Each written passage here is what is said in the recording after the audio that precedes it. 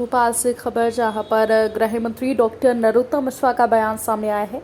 उन्होंने कहा कि सरकार ने डेंगू को लेकर सभी जिलों में एहतियात बरतने के निर्देश दिए हैं।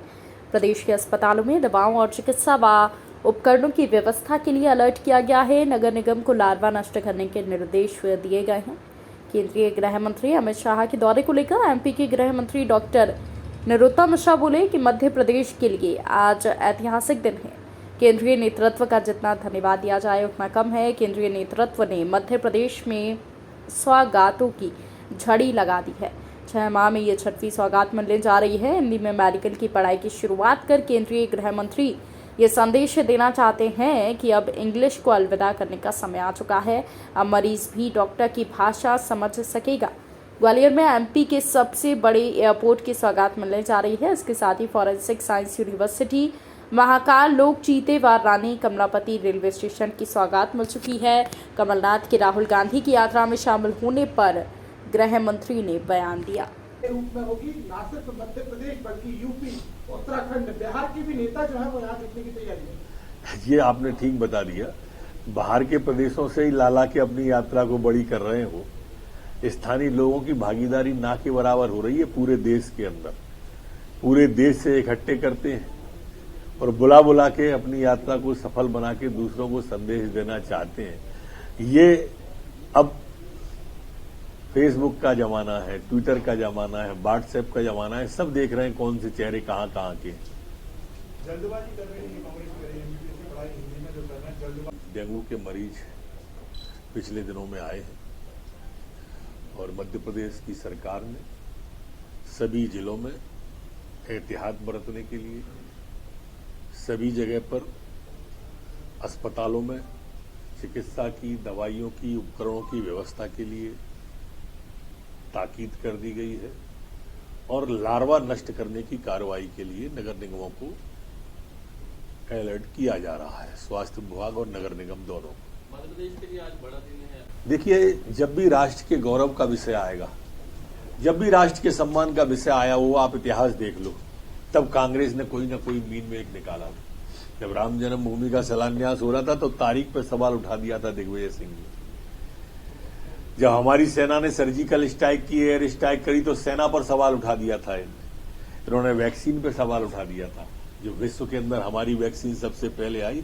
तो जब भी राष्ट्र के गौरव, और उनको तो स्वाभाविक रूप से महान भारत, बदनाम भारत दिखाई देता है। इन लोगों से आप क्या इनका जिक्र करके खामखा में दिशा बदलते हैं।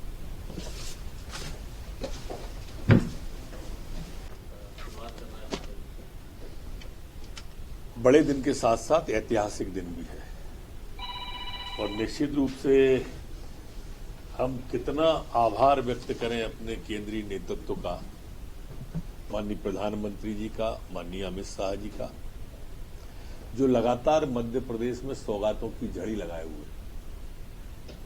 हम देखें 6 महीने में ये 6वीं सौगात है। जब गौरव दिवस पर प्रधानमंत्री जी आए थे और बड़ी सौगातें उन्होंने जनजाति वर्ग के आदिवासी भाइयों को दी थी।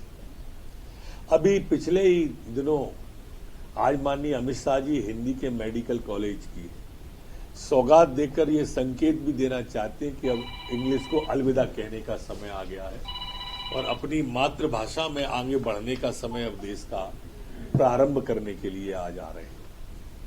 अब मरीज भी समझ सकेगा डॉक्टर की भाषा को देश के अंदर, और इसलिए ये सौगात अकेली नहीं है। आज ग्वालियर में मध्य प्रदेश का सबसे बड़े एयरपोर्ट का भी शिलान्यास माननीय अमित शाह जी करने वाले हैं। इसके पहले जब वो आए थे तो आप सबको मालूम होगा, 1-1.5 महीने पहले ही उन्होंने नेशनल फॉरेंसिक यूनिवर्सिटी की सौगात, नेशनल फॉरेंसिक साइंस यूनिवर्सिटी की सौगात मध्य प्रदेश को दी थी। अभी प्रधानमंत्री जी इसी महीने में आए और महाकाल लोक का लोकार्पण यहां पर किया। उसके पहले आपको मालूम होगा कि मध्य प्रदेश में चीतों की एंट्री करने के लिए प्रधानमंत्री जी खुद आए थे और चीते मध्य प्रदेश को मिले थे। उसके पहले रानी कमलापति रेलवे स्टेशन, जो हिंदुस्तान में पहला स्टेशन था, तो जितना आभार व्यक्त किया जाए प्रधानमंत्री जी का, मोदी जी का आज की इन सौगातों के साथ साथ उतना कम है। वैश्विक नेता हैं मोदी जी और इसलिए उनके नेतृत्व में देश नई ऊंचाइयों को और नए सोपानों को तय कर रहा है और हमारा मध्य प्रदेश में उसमें अग्रणी भूमिका निभा रहा है। सर, कांग्रेस देखते हुए लगातार केंद्र जो है, तो अमित शाह जी और मोदी जी लगातार यहाँ पर दौरे कर रहे हैं, कहीं ना कहीं अपनी जमीन की मजबूत प्रदेश संगठन पर विश्वास नहीं जता।